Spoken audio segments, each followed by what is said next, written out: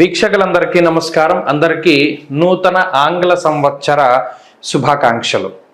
చాలామందికి క్యూరియాసిటీ ఉంటుంది, వచ్చే సంవత్సరం గ్రహగతుల్లో ఏమైనా మార్పులు ఉన్నాయా?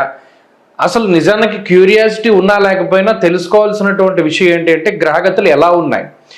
ఈ దీర్ఘ సంచార గ్రహాలను బట్టి చూసేటువంటి ఈ సంవత్సర ఫలితాల్లో ఈ 2025వ సంవత్సరం జనవరి 1వ తారీఖు నుండి డిసెంబర్ 31 వరకు ఏ గ్రహాల తాలూకు అనుకూలత, ఏ గ్రహాల తాలూకు ప్రతికూలత మన మీద ఉంది అని తెలుసుకోవడం ద్వారా ఒక నిర్దిష్టమైనటువంటి ఒక ఆలోచన వస్తుంది.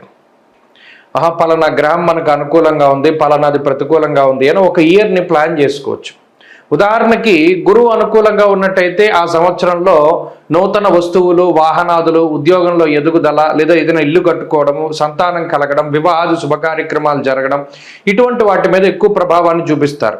శనేశ్వరుడు అనుకూలంగా ఉంటే ఆర్థిక స్థితిగతులు మెరుగుపడుతూ ఉండడం, రాజకీయ లబ్ధి ఉండడం, జనాకర్షణ కలగడం, వ్యాపారాభివృద్ధి కలగడం, విదేశీయానం కలగడం, ఇటువంటివన్నీ కూడా జరుగుతాయి.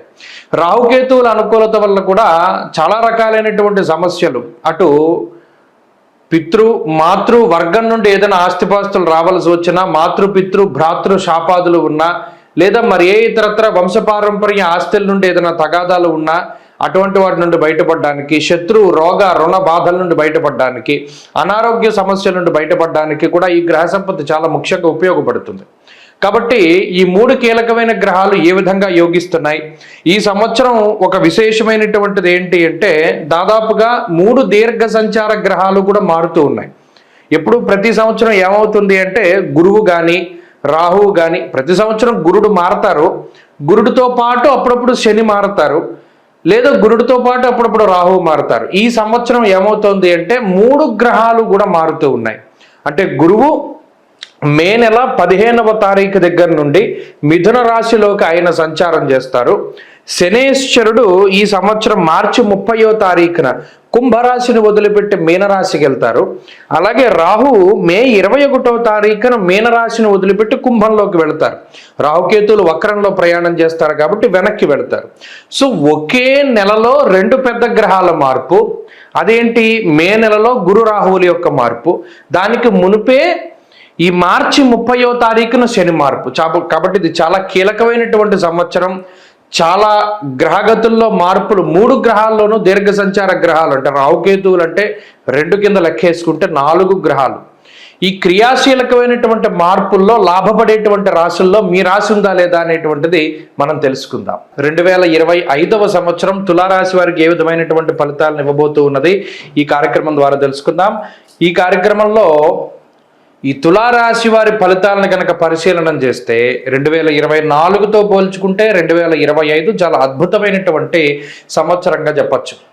కారణం ఏంటి అంటే మే నెల 15వ తారీఖు వరకు అష్టమ గురుని యొక్క దోషం ఉన్నప్పటికీ కూడా ఈ మే 15వ తారీఖు దాటిన తర్వాత గురుని యొక్క భాగ్యస్థాన స్థితి పేరులోనే ఉంది, భాగ్యము. భాగ్యంలో గురుడు ఉండడం అది చాలా అదృష్టం. 9వ స్థానంలో అర్ధంచ స్వకులాచార గృహే నిత్యోత్సవ శుభం అంటూ ఉన్నది శాస్త్రం. అంటే కులాచారాలను పాటించడానికి, ఐశ్వర్యాన్ని పొందడానికి, అలాగే తండ్రి తరఫు ఆస్తిపాస్తుల విషయాల్లో, తండ్రికి సంబంధించినటువంటి ఆరోగ్య విషయాల్లో, ఇలా అనేక రకాలైనటువంటి ఇబ్బందుల నుండి బయటపడేసేటువంటి గ్రహం గురుగ్రహం. భాగ్యంలో గురుడున్నారు అంటే మనం పూర్వ పుణ్యాన్ని పెంచుకునేటువంటి ప్రయత్నం చేస్తాం. తీర్థయాత్రల సందర్శనం మొదలుకొని భగవద్ దర్శనాలు, అనేక రకాలైనటువంటి వ్రతాలు, పూజలు, నోములు, ఇటువంటి వాటన్నిటినీ చేయడానికి, అలాగే మనకుండేటువంటి అనేక రకాలైనటువంటి శక్తుల్ని పెంపొందించుకోవడానికి, అటు ఏదైనా ఉపాసన తీసుకున్నా, లేదా ఏదైనా ఒక దైవ బలాన్ని మనం సంపాదించుకోవాలి, మనలో శక్తిని పెంపొందించుకోవాలి, నెగిటివ్ ఎనర్జీని దూరం చేసుకోవాలి, మంత్ర బలాన్ని, మంత్రశక్తిని పెంచుకోవాలి, ఇలా మీలో ఉండేటువంటి ఆ పాజిటివ్ ఎనర్జీని పెంపొందించుకోవడానికి ఇది చాలా గొప్ప సందర్భము, గొప్ప సమయం కూడా. ఇంకొక గొప్ప విషయం ఏంటి అంటే షష్ఠ స్థానంలో రాహు ఇప్పటివరకు శుభ ఫలితాన్ని ఇస్తూ ఉన్నారు. శని కానీ గురుడు కానీ ప్రతికూలంగా ఉంటాయి. ఇప్పుడు ఆ రాహు పంచమంలోకి వెళుతూ ఉన్నారు. సరే, ఈ పంచమ రాహు వల్ల అంత ప్రతికూలత లేదు, అంత అనుకూలత కూడా లేదు, మధ్యస్థమైనటువంటి ఫలితాలే చెప్పబడ్డాయి. అయితే ఇక గొప్ప విషయం ఏంటి అంటే షష్ఠ స్థానమందు ఉండేటువంటి శనేశ్వరుడు ధనధాన్యాభివృద్ధించ బంధు సంతోషవర్ధనం స్త్రీ సౌఖ్యం గృహ నిర్మాణం షష్ఠస్థ నగతేశనం అంటూ ఉన్నది శాస్త్రం. అంటే ఇక్కడ ఒక గొప్ప సందర్భం. ఒక ఇల్లు కట్టుకోవాలి, ఏదైనా ఒక నూతనంగా గృహం ఇప్పటివరకు చాలా కాలంగా గృహానికి సంబంధించినటువంటి విషయాలు అవ్వట్లేదు, ఇల్లు అమ్ముడవ్వాలి లేదా ఇల్లు కొనుక్కోవాలి, ఇల్లు అద్దెకి వెళ్ళట్లేదు అద్దెకి వెళ్ళాలి, ఇలా గృహాలకి సంబంధించినటువంటి అనేక రకాలైనటువంటి సమస్యలు పరిష్కారం అవుతాయి ఒకటి. అలాగే ధనధాన్యాభివృద్ధించ బంధు సంతోషవర్ధనం అన్నారు. బంధువులు, మిత్రులు, స్వజనులు ఇలా ఎవరైతే మిమ్మల్ని నమ్ముకునే జీవనాన్ని సాగిస్తూ ఉన్నారో వారందరూ కూడా మీ ద్వారా ఆనందపడతారు. అంటే వారికి కావలసినటువంటి నీడ్స్ అన్ని కూడా మీరు ఫుల్ఫిల్ చేస్తారంటే మీకు అంత శక్తి వస్తుంది అని. పలానా వాళ్ళకి ఉద్యోగం లేదు, మీరు వేయించగలుగుతారు. పలానా వాళ్ళకి ఏదైనా పని లేదు, మీరు చెప్పగలుగుతారు. ఇలా అటు బంధువర్గంలోనూ, స్నేహిత వర్గంలోనూ, మిత్రవర్గంలోనూ లేదా ఆత్మీయ వర్గంలోనూ ఆ ప్రజలు చాలా ఆనందంగా ఉంటారు మీ వల్ల.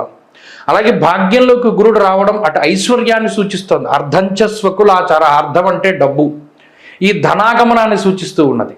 ఇటు మానసికమైనటువంటి ప్రశాంతత, అలాగే శారీరకమైనటువంటి శ్రమ తగ్గుముఖం పట్టడం, శారీరకమైనటువంటి అనారోగ్య సమస్యలు దూరం అవుతూ ఉండడం, మానసికమైనటువంటి అనారోగ్య సమస్యలు దూరం అవుతూ ఉండడం ఇత్యాది విషయాలతోటి చాలా పాజిటివ్గా ఈ తులారాశి కనబడుతూ ఉన్నది. అది ఈ సంవత్సరంలో. సరే, మరి విభజిస్తే మే వరకు అటువంటి పరిస్థితులు ఏమి లేవు కదా. మే నెల వరకు గురుబలం లేదు, కానీ కొన్ని మెరాకిల్స్ జరగడానికి ఏప్రిల్ 1వ తారీఖు నుండి మే నెల 21వ తారీఖు వరకు కూడా అవకాశం ఉంటుంది. ఎందుకంటే షష్ఠ స్థానంలో శని రాహువుల యొక్క కలయిక. ఎప్పుడైతే శని రాహువులు 6వ స్థానంలో కలిశారో అయితే కీలకమైనటువంటి పదవుల్ని అధిరోహించడానికి, కోర్టు కేసుల నుండి విముక్తికి, లేదా అనేక రకాలైనటువంటి ఈ న్యాయపరమైనటువంటి సమస్యలు ఉంటాయి, అందులో చిక్కుకున్న వాళ్ళకి వీటన్నిటి నుండి విముక్తి, అనారోగ్య సమస్యల నుండి విముక్తి, రోగబాధల నుండి, శత్రుబాధల నుండి విముక్తి, అలాగే ఏదైనా ప్రభుత్వ పరంగా సమస్యలున్నా లేదా మరీ ఇతరత్ర సమస్యలున్నా వాటన్నిటి నుండి విముక్తి, ప్రభుత్వ పరంగా రావాల్సినటువంటి పదవులు కానీ, ప్రభుత్వ పరంగా మీకు జరగవలసినటువంటి మంచి కానీ ఇవన్నీ కూడా సకాలంలో జరగడానికి గ్రహస్థితి ఉపకరిస్తుంది. అది క్రూషియల్ టైం. ఏప్రిల్ 1 నుండి మే నెల 21వ తారీఖు వరకు ఈ నెల 20 రోజులు, నెల 21 రోజులు ఉండేటువంటి పరిస్థితులు అత్యద్భుతం. అది కీలకమైనటువంటి మార్పు ఈ సంవత్సర ప్రారంభంలో. కాబట్టి దాన్ని చూసుకుంటే అక్కడి నుండి తులారాశి వారికి ఉగాది దగ్గర నుండి ఇంకా అద్భుతమైనటువంటి ఫలితాలు కనబడుతూ ఉన్నాయి. అటు చదువులకి, చదువుకునేటువంటి వారు, కాంపిటేటివ్ ఎగ్జామ్స్ రాసేటువంటి వారు, లాంగ్ టర్మ్ కోచింగ్లు తీసుకునేటువంటి వారు, వీరందరూ కూడా లాభపడడానికి అవకాశం ఉంటుంది. విదేశాలకి వెళ్ళాలి, అక్కడ చదువుకోవాలి, అక్కడ ఉద్యోగం చేయాలి, లేదా ఆల్రెడీ విదేశాల్లో ఉన్నాను ఉద్యోగం లేదు, లేదా ఇక్కడ గ్రీన్ కార్డ్ లేదు, లేదా అది గుర్తింపు లేదు, ఇటువంటి సందర్భాలు ఎవరైతే అనుభవిస్తూ ఉన్నారో వారందరికీ కూడా అక్కడ చక్కటి అవకాశాలు మెరుగుపడతాయి. 2 దీర్ఘ సంచార గ్రహాల తాలూకు పూర్తి అనుగ్రహతతోటి ఈ సంవత్సరం వెళ్తుంది కాబట్టి అత్యద్భుతమైనటువంటి ఫలితాలు సంప్రాప్తమవుతాయి. మరిన్ని మంచి ఫలితాలు సాధించడానికై ఈ రాశి వారు ఎక్కువగా గణపతి ఆరాధన చేయాలి. వీలున్నంత వరకు సంకష్టర చతుర్థి వ్రతాలు చేయొచ్చు, లేదా బుధవారం నాడు గణపతి ఆరాధన చేయొచ్చు. ప్రతిరోజు విఘ్నేశ్వరుని మొహం చూస్తేనే కానీ మనం లేవకూడదు. అంతా చేతికి ఉంగరం రూపంలోనైనా, లాకెట్ రూపంలోనైనా ధరించవచ్చు. గణపతి యొక్క స్తోత్రాన్ని చేస్తూ రోజు ప్రారంభం చేస్తే ఈ సంవత్సరం మొత్తం అత్యద్భుతంగా ఉంటుంది. స్వస్తి.